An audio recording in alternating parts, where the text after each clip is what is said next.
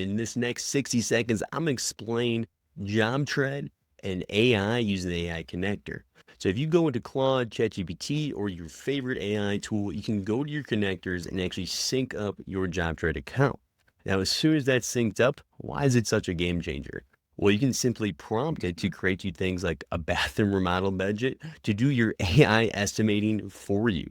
You can actually build out a schedule. All right. So you can go in, say, hey, for this job, build me a schedule. I need to get this done in the next 10 days.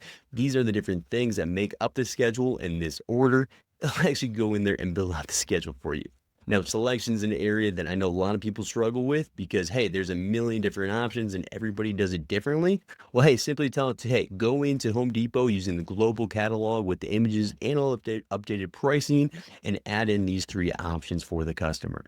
Even takeoff, give it plans, have it do the takeoff for you. All right. So use these plans to create a takeoff, add the materials and estimated labor to the budget, and then create a change order for those items. Look at that. Our AI insights, if you just want simple information of what's going on in your system, right? Any kind of report, just ask it for it and boom, you'll get that report and those insights make strategic decisions even better for your business.